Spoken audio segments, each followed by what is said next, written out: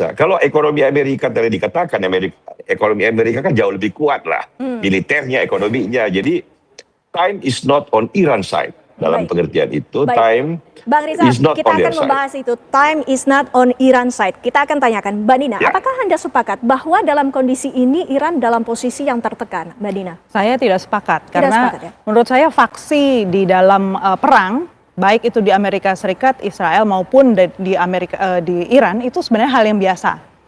Kemarin udah ada statement ya bahwa Uni Eropa itu melakukan satu pertemuan dan mulai membicarakan soal Israel. Israel ini bisa jadi kartu mati juga buat Amerika Serikat. Jadi kalau Israel ini lemah dan pemimpin yang baru di Hungaria udah mengatakan kita nggak jadi keluar ya dari ICC International Criminal Court, dan kalau Benjamin Netanyahu sampai mampir ke Hungaria langsung kita tangkap. Itu merupakan saya satu sinyal juga. Sebelumnya ada yang pegang mapnya Trump dijadikan jongos oleh Trump kan waktu ada board office. Kemudian kata Trump, MBS mencium pantat saya. Itu kan viral kemarin itu. Wah, diciumnya pantat si Trump. Coba bayangkan. Nah, coba Anda bayangkan sekarang. Trump itu pakai popok sekarang. 3 hari tidak diganti. Kemudian dibongkar isinya. Dijilatnya oleh orang ini. Orang ini. Isi popok dari Trump itu. Maksud saya menyampaikan konten ini, hati-hati juga kita. Banyak penggiringan opini. Asal jilat begitu. Sudah menjijikkan. Dia tahu sendiri itu. Itu menjijikkan. Tapi tetap dilakukannya. Dalam arti kiasan. Kawan-kawan, pasti sudah tidak mau dibodoh-bodohi lagi. Orang-orang kita kan tidak mau dibodoh-bodohi lagi. Lihat ini, penggiringan opini yang lebih luar biasa sebenarnya. Tapi kita tidak bisa sebenarnya lagi dibohongi dengan cara-cara seperti ini. Ada kepentingan-kepentingan dia. Dan kawan-kawan ingat, dari dunia barat sana itu banyak uang beredar. Orang ini tak tahu malu menjual nama baik dia, menjual martabat dia untuk menarasikan, untuk menjilat isi popok Trump. Dengarkan ini, si penjilat itu. Coba bayangkan dulu ya. Tapi jangan sedang makan, nanti bahaya kita kan. Bahwa dalam perang ini baik di Iran maupun di Amerika terjadi faksi-faksi ya. Betul, tetapi kan Amerika negara demokratis. Semua perang sepanjang zaman karena negara demokratis diperdebatkan dengan tajam di Kongres, di media massa. Itulah kekuatan Amerika, itulah kekuatan negara demokratis gitu. Perhatikan kawan-kawan, cara dia menggiring opini. Si lontong pecal ini, si borat ini. Dibilangnya negara Amerika itu negara demokratis. Si Trump itu demokratis. Demokratis itu apa? Artinya dia meneruskan pikiran rakyatnya. Apakah pikiran rakyatnya mau menyerang Iran? Contohnya di demo dia 8 juta. Belum pernah ada demo sedemikian besarnya di dunia sepanjang abad. 8 juta orang mendemo Trump. Itu demokratis. Demokratis. Lontong pecal kau. Tapi kalau negara diktatorship seperti Iran mulai terjadi perbedaan atau faksi yang mulai terbuka, itu yang berbahaya. Karena dia bisa runtuh seketika atau... Artinya dia tidak tahu bagaimana negara Republik Islam Iran itu dibentuk. Itu atas kemauan rakyatnya, bro. Kemauan rakyatnya. Bukan seperti kita KPU-nya itu diatur-atur. Ada survei yang mengatakan 58% dulu. Pertama-tama menang sebelum pemilu dilaksanakan. Sebelum pemilu dilaksanakan sudah 58%. Itu apa artinya? Demokratis seperti itu. Beda dengan Iran. Itu kehendak rakyatnya menjadikan negara seperti itu sekarang. Pemilihan umumnya jujur. Ada perang yang terbuka antara para faksi. Ini karena by nature of the authoritarian system. Apalagi autokrasinya ada kandungan teokrasi di situ. Perhatikan lagi kawan-kawan, ada kandungan teokrasi di situ. Dia menyatakan bahwa negara yang berdasarkan agama adalah negara kolon, negara autokrasi, negara diktator. Dia mencoba agar negara-negara itu tidak berdasarkan agama. Agama itu apa? Ketertiban, keteraturan. Artinya suka-suka dia. Dia lebih suka negara-negara kerajaan. Ini pengiringan opini. Saya tidak tahu ini apa agama kawan ini. Negara Kristen, Yahudi, dan Nasrani, semuanya menginginkan negara itu berdasarkan agama, etika. Agama itu kan moral, akhlak, kan itu. Di Islam juga begitu. Negara ini kebetulan negara Islam. Saya sanksi ini agamanya kawan ini apa? Apakah agama seperti Israel itu? Israel itu menginginkan negaranya berdasarkan agama Yahudi. Tapi ini yang menguasai sekarang Zionis namanya. Zionis itu apa? Berbeda dengan Yahudi kawan-kawan. Agama Yahudi itu agama yang sama juga dengan Islam, Kristen, kemudian yang lain-lain. Sama. Tapi sebenarnya tidak. Negara dia berdasarkan Zionis sama dengan Jerman pada waktu Hitler dulu. Itu berbeda-beda sekarang tuh. Sama dengan Amerika. Negara yang tidak jelas dari mana etika dipakai dia. Maksud saya, kita harus membedakan Orang yang menganut agama tertentu tidak bisa kita jadikan pedoman bahwa agamanya itu yang menyuruh dia berbuat biadab. Tidak. Sering kita salahnya begini. Orang Islam itu terbelakang karena dia memeluk agama Islam. Tidak. Orang beragama Islam itu dulu-dulu atau sekarang pun banyak yang hebat-hebat. Orang beragama Kristen banyak juga yang hebat-hebat, banyak juga yang bodoh-bodoh. Tidak, kandungan agamanya berbeda itu. Tingkah laku penganutnya tidak sama dengan ajaran agamanya, itu udah pasti. Penganutnya macam-macam tuh. Ada yang biadab, ada yang baik, macam-macam. Kalau agama itu keseluruhannya mengajarkan yang baik. Tidak ada agama yang diturunkan dari langit, Buddha, Hindu segala macam tuh mengajarkan yang baik. Tapi tingkah pola orang ini kadang-kadang dia memperlakukan agama itu memperalat saja. Seperti Zionis Israel itu. Sebenarnya mereka memperalat agama Yahudi. Kenapa? Ada katanya dijanjikan tanah kepada kaum Yahudi. Itu dimanfaatkan oleh Zionis. Kenapa dimanfaatkan oleh pihak Zionis seperti itu? Supaya mereka bisa menjadi perampok yang dihalalkan. Banjingan yang dihalalkan. Hanya sangat sederhana. Berbeda dengan Iran. Iran mencetuskan negaranya berdasarkan agama itu. Kalau Israel itu bukan berdasarkan agama Yahudi, tidak. Tak ada dalam agama itu misalnya boleh membunuh orang kan, boleh memusnahkan manusia lain. Tidak, tak ada dalam agama. Agama Yahudi itu kan Musa, ada 10 perintahnya. Tidak ada disuruh membunuh orang karena dengan merampok wilayah. Tidak ada itu. Ini penggiringan opini itu kan dari dulu sampai sekarang nih. Termasuk ini Pak, ini banjingan, saya katakan banjingan aja nih. Dia tahu Amerika itu udah salah Amerika itu. Tapi dibelanya, coba bayangkan, ya hampir mirip lah dengan siapa itu kemarin yang pegang map itu?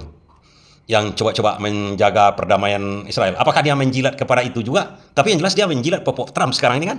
Jadi harus kita perhatikan. Makanya sampai sekarang kan blokade internetnya itu walaupun gencatan senjata kan belum dibuka. Sehingga rakyatnya sendiri kan tidak punya akses yang terbuka tentang apa yang terjadi. Dan karena itu tentara-tentara Garda Revolusi dan militer basis yang kemarin bersembunyi takut diserang dari udara, sekarang turun ke jalan untuk menjaga supaya rakyatnya tidak turun ke jalan menuntut perubahan dalam situasi kritikal seperti ini. Nah ini backgroundnya. Kalau soal perundingannya saya kira masalah nuklir dan Hormuz ya. Kalau nuklir kan memang sudah ada 5 atau 6 resolusi. Tidak ada satupun negara besar di Dewan Keamanan. Apalagi tetangga-tetangga Iran. Itu Dubai, Arab Saudi, Turki yang menghendaki atau membolehkan Iran memiliki senjata nuklir. Jadi memang dia menempatkan dirinya sebagai negara pariah dengan ngotot terus-menerus. Bukan hanya itu, uang yang mereka dapatkan dalam sanksi kan masih bisa jual ke Cina. Itu bangun rudal, bangun drone, yang tujuannya adalah perang, resistensi, dan perlawanan. Berbeda dengan Dubai, dengan Kuwait, sekarang sudah menjadi negara maju yang terbuka, kosmopolitan, merangkul dunia. Kalau Iran kan ingin menjadi sebuah alternatif terhadap dunia modern dalam pikiran mereka gitu. Nah, mudah-mudahan perundingan ini kaum teknokratis, politis seperti Pak Jenderal Ghalibaf, seperti Bashir Pasekian bisa menggunakan momentum ini untuk mengubah Iran ke arah yang lebih baik, yang lebih normal, menjadi negara normal. Seperti tetangganya, ada Turki, ada Dubai, Abu Dhabi itu kan negara maju, terbuka. Bagus banget tuh Menteri Luar Negeri dari Dubai, perempuan lagi. Lana Nusabeh menjelaskan bagaimana posisi mereka sekarang. Mbok itulah yang mestinya diikuti oleh Iran sekarang mumpung ada momentum perdamaian. Kalau mereka kekeh bertahan di jalan lama, tidak ada pilihan lebih jauh. Mereka bilang militernya kuat, itu kan mitos aja. Sebuah ilusi untuk meyakinkan rakyatnya untuk apa gunanya diserang sebulan nggak bisa ngelawan juga dari langit, nggak ada satupun. Ya mungkin ada 1 atau 2 yang tertembak, tapi itu kan irrelevan dengan 15.000 sorti penyerangan gitu. Jadi mereka harus sadar keluar dari ilusi panjang 47 tahun tentang pemerintahan alternatif dengan fondasi teokrasi dan militer Garda Revolusi itu loh. Mudah-mudahan ini jadi momentum yang bagus. Ya. Saya membebaskan diri dari rasa kalau kawan-kawan mau jijik, mau kesal, silakan. Kenapa begitu? Udah kelewat dia ini. Kelewat batas dia. Cara menggiring opini. Lagi pula ini TV One ngapain pula mengundang orang-orang seperti itu. Bang Rizal, tapi perlu kita catat juga dalam perundingan gencatan senjata ini kan sedianya tidak ada peperangan ataupun saling serang dari pihak manapun. Namun kenyataannya fakta di lapangan ini berbeda. Apa sesungguhnya yang menjadi pemicu? Apakah ini memang bagian dari sebuah strategi? Faktanya kan kemarin Menlu Arachi itu sudah nulis di X kan bahwa Hormuz was open for all. Tapi besoknya tanker India diserang lagi sehingga harus muter balik. Kan itu satu, Amerika memang dari awal bilang blokade sampai ada perjanjian perdamaian. Intinya adalah satu, Selat Hormuz itu harus menjadi international strait gitu ya, nggak boleh ada yang mengatakan menguasai Selat Hormuz, ya kayak Selat Malaka lah, milik semua orang untuk lewat gitu loh. Itu saya kira itu akan gampang disetujui karena Cina aja bilang, Cina yang selama ini tankernya paling banyak dari Iran kan 80%, 90% dari Hark Island itu loh, itu kan ke Cina. Xi Jinping kemarin pidato bahwa Iran harus menjadikan Hormuz itu international strait gitu loh, bukan miliknya sendiri. Itu satu. Kalau nuklir tidak ada negara besar yang setuju dia punya nuklir memang. Ini kan akal-akalan dan kucing-kucingan aja sehingga dia merugikan dirinya sendiri. Buat apa toh ya Iran ngotot sejalan nuklir? Kalau dia nuklir, Turki mau, Arab Saudi mau, Mesir mau. Di kawasan yang bergolak seperti itu bahaya banget kalau terjadi proliferasi nuklir yang tidak terkontrol gitu loh. Baik Bang Rizal. Mbak Syah, langsung boleh ditanggapi sekaligus saya. Nanti kita kutipkan lagi si lontong pecel yang sudah gila ini. Lihat ini, orang-orang pengamat-pengamat yang waras di Indonesia ini banyak kawan-kawan. Coba dengarkan ini. Ini betul-betul netral cara dia mengamati. Orang-orang yang beretika, yang beradab, yang beragama. Si lontong pecel itu tak beragama barangkali itu. Nah, juga ingin menyatakan ataupun menanyakan kepada Anda, mengkonfirmasi ulang bahwa sesungguhnya Selat Hormuz sebelumnya dibuka dan juga ditutup kembali itu karena memang ada pelanggaran yang dilakukan oleh Amerika Serikat, terutama dalam hal ini masih ada serangan terhadap pelabuhan-pelabuhan. Apakah karena itu? Ya, baik. Jadi begini Mbak, yang namanya blokade itu ada kondisi di mana kemudian blokade ini bisa legal dilakukan secara hukum internasional dan bisa ilegal. Legal dilakukan dalam konteks apa? Ini apa yang dilakukan oleh Iran sebenarnya ini adalah legal. Karena apa? Iran diserang, lalu kemudian sebagai mekanisme pertahanan diri, dia kemudian memblokade kapal-kapal yang ada di sana. Karena itu masuk ke dalam wilayahnya dan kemudian Iran berusaha untuk melindungi wilayah tersebut. Ya, itu bisa kita kategorisasikan sebagai blokade yang legal. Ilegal ketika kemudian blokadenya dilakukan tanpa dasar yang jelas. Ini yang dilakukan oleh Amerika Serikat sekarang, ditambah dengan tujuan-tujuan lain, yaitu tadi ya menghentikan alur ekonomi Iran. Ya, kan tujuan utamanya adalah memiskinkan sebenarnya masyarakat Iran dan kemudian mencegah ya tadi adanya kemudian pemasukan yang masuk ke Iran sehingga masyarakatnya ini deprived atau dikurangi atas kemampuan untuk bisa bertahan sebagai masyarakat modern. Itu ya, itu kan sesuatu yang sebenarnya ilegal. Apalagi kita tahu bahwa sekarang Amerika Serikat berusaha untuk mengejar kapal-kapal tanker Iran sampai ke Selat Malaka. Ini juga menjadi masalah baru sebenarnya. Jadi kita di sini tidak bisa mensimplifikasi masalah ini. Kalau misalnya Amerika Serikat itu hanya ingin misalnya memberikan leverage, tetapi kan permasalahannya ini juga menjadi pertanyaan kenapa Amerika Serikat melanggar sesuatu yang tadinya ya ini menjadi kekuatan Amerika Serikat yaitu hukum internasional. Apakah memang ini memang sebuah tujuan yang telah diperkirakan ataupun dikalkulasi secara matang oleh Amerika Serikat agar terjadi pergolakan di dalam negeri karena adanya tekanan ekonomi dari Iran? Saya kira Amerika Serikat sekarang melakukan semua strategi yang mereka bisa. Jadi apa yang terjadi pasca terjadinya Epic Fury, dan Epic Fury sudah kita anggap gagal ya di 3 hari pertama karena regime change ini gagal juga gitu. Setelah itu Amerika Serikat ini berimprovisasi apa yang bisa mereka lakukan untuk mendapatkan leverage dan keuntungan strategis. Dan salah satu yang dilakukan itu adalah dengan membatasi akses ke perekonomian. Nah, kita lihat di sana tadi ada pernyataan terkait misalnya ya masyarakat dalam negeri Iran dan lain-lain, tetapi kan permasalahannya kita lihat di sini. Menutup akses terhadap perekonomian itu juga adalah kejahatan kemanusiaan sebenarnya. Lalu kemudian kita lihat juga ya masalah blokade ini saya rasa ini tetap sebenarnya tidak mengubah sebenarnya posisi awal dari pemerintahan di Iran. Bahwa sejak awal pemerintahan Iran ini tetap menginginkan perang yang sebenarnya berkepanjangan. Ini berkepanjangan bukan dalam artian ya mereka kemudian gila perang, tetapi mereka berusaha untuk mendapatkan leverage yang lebih besar ya. Maka dari itu Selat Hormuz ini kenapa kemudian Iran memberikan kemudian biaya $2 juta karena tadi ya Iran ini sebenarnya memanfaatkan leverage yang dia dapat pasca perang. Sebelum perang kan sebenarnya selatnya terbuka, tetapi ada yang namanya victor's peace di mana kemudian pemenang di dalam peperangan itu berhak untuk menentukan aturan main di dalam pelaksanaan di suatu wilayah gitu. Ini terjadi sebenarnya di masa lalu juga ya. Bahkan kalau kita lihat misalnya Jerman pasca Perang Dunia Pertama, Jerman pasca Perang Dunia Kedua, itu juga terjadi di sana. Dan Iran berusaha untuk mengatur kemudian Selat Hormuz ini seperti apa yang terjadi di misalnya selat di Panama, terusan Suez ya. Dan itu sebenarnya dilakukan. Meskipun ya ini juga questionable dari segi hukum internasional gitu. Jadi saya rasa tadi ya ini jauh lebih complicated dibanding hanya dengan kita bicara tentang leverage Amerika Serikat di sana. Iya, Pertama tadi kita perlu sedikit merespon ya tentang bahwa Amerika Serikat itu masih disebut sebagai negara demokratis.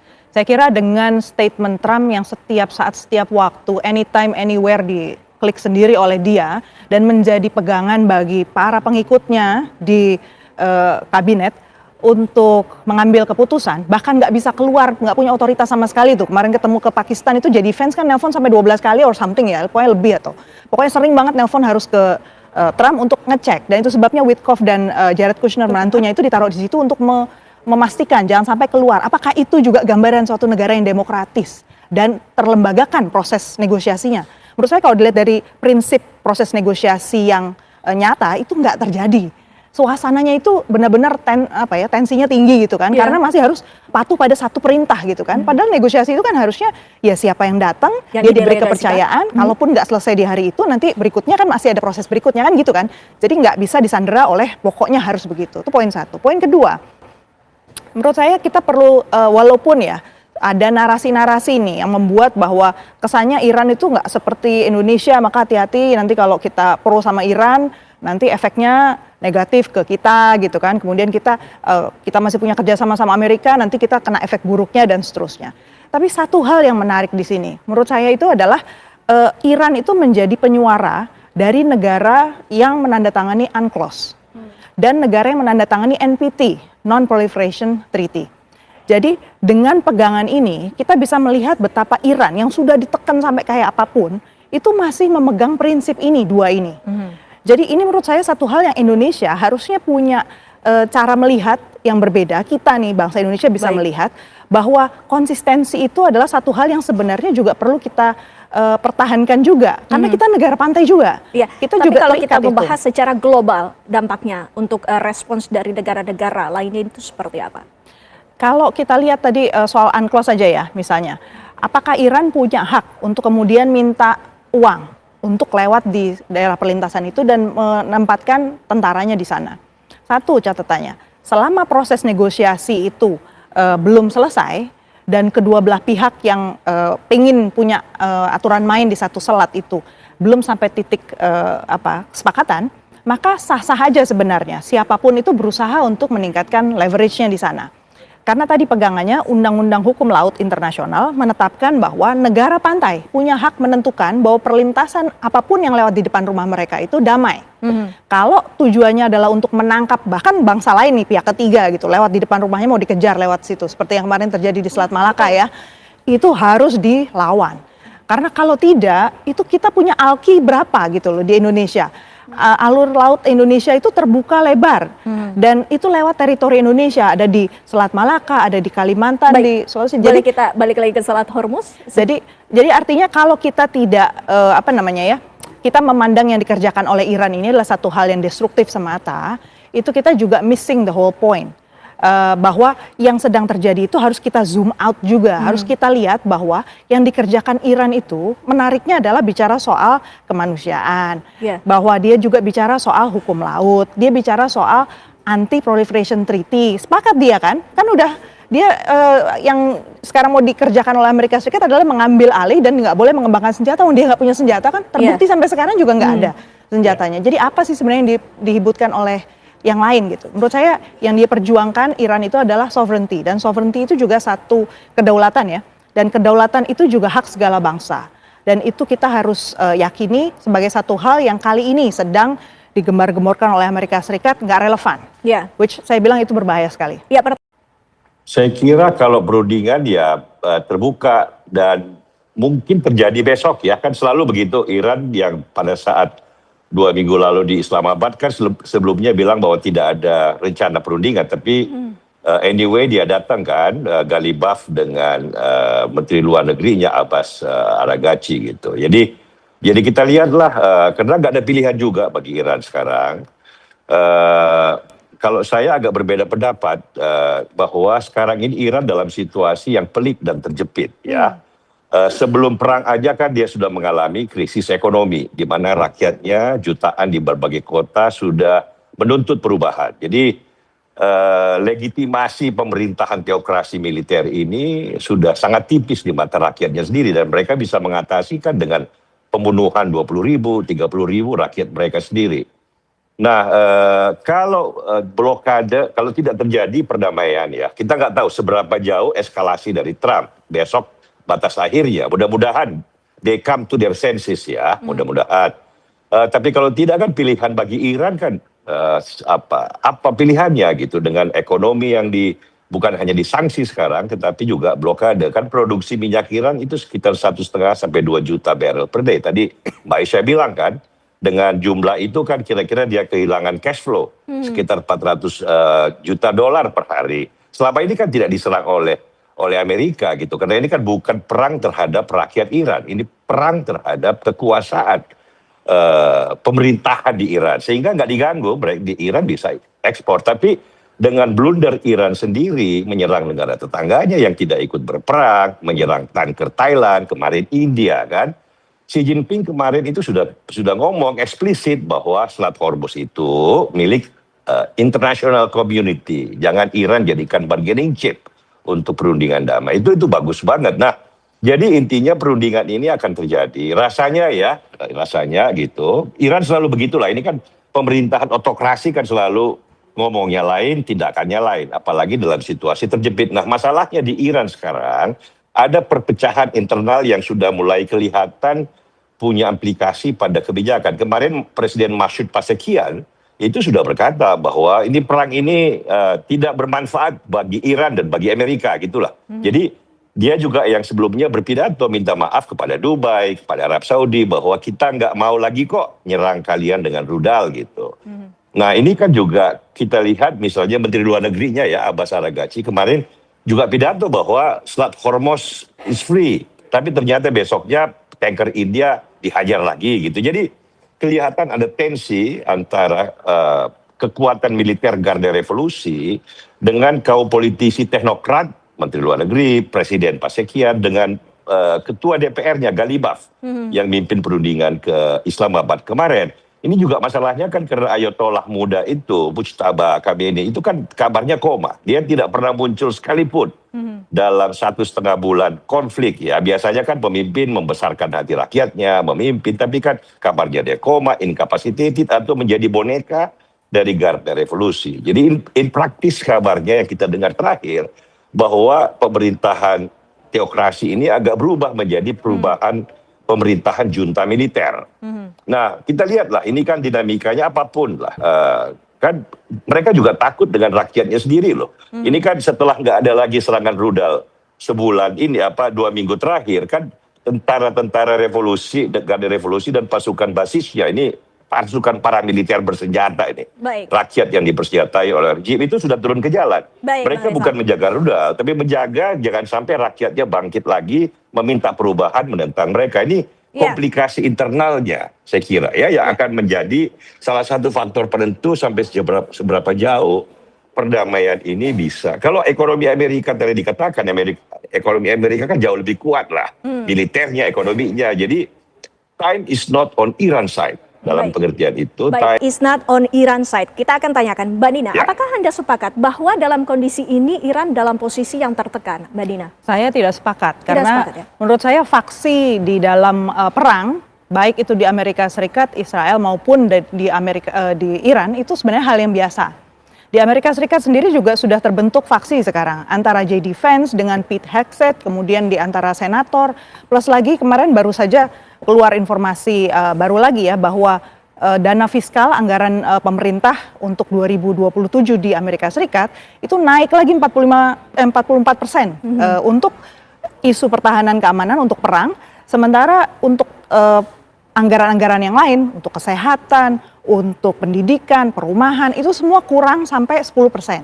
Padahal tahun lalu untuk tahun anggaran 2026 ini aja itu kenaikan anggaran untuk perang itu sudah lebih dari 22%. Jadi bisa dibayangkan tekanan dan faksi ini akan terjadi di kedua belah pihak. Baik. Dan menurut saya satu tapi- lagi kita harus lihat mata kita ke Eropa juga. Kemarin udah ada statement ya bahwa Uni Eropa itu melakukan satu pertemuan dan mulai membicarakan soal Israel. Israel ini bisa jadi kartu mati juga buat Amerika Serikat. Jadi kalau Israel ini lemah dan pemimpin yang baru di Hungaria udah mengatakan kita nggak jadi keluar ya dari ICC International Criminal Court, dan kalau Benjamin Netanyahu sampai mampir ke Hungaria langsung kita tangkap. Itu merupakan saya satu sinyal juga bahwa Amerika Serikat ini udah nggak solid. Dia tuh sudah dalam posisi yang sebenarnya dipisahkan gitu ya. Dan negara-negara lain mencari jalan keluar juga, Eropa, Turki, Mesir, Saudi Arabia, yang saya pikir kalau sampai ini gagal dan kemudian Amerika Serikat memutuskan untuk menyerang Iran, infrastruktur atau jembatan, harusnya negara Teluk yang paling deg-degan. Bisa jadi mereka langsung menjadi korban dan mau teriak sama siapa kan. Jadi mereka udah siap-siap sebenarnya. Jadi kawan-kawan, bisa dengan sangat sederhana kita simak hal itu. Apa tujuan dia menarasikan hal itu? Seorang besar di Indonesia itu. Kemudian di barisan pemerintah sekarang, kenapa harus menarasikan seperti itu? Coba lihat, dua Kartini Indonesia yang pikirannya jernih. Tidak busuk seperti politikus yang tadi itu. Hancur Indonesia kalau mendengarkan kata-kata si lontong pecal itu. Simak baik-baik dan pikirkan ya. Jangan contoh itu. Hapuskan dari pikiran kita cara berpikir si lontong pecal ini. Jangan jilat popok si Trump.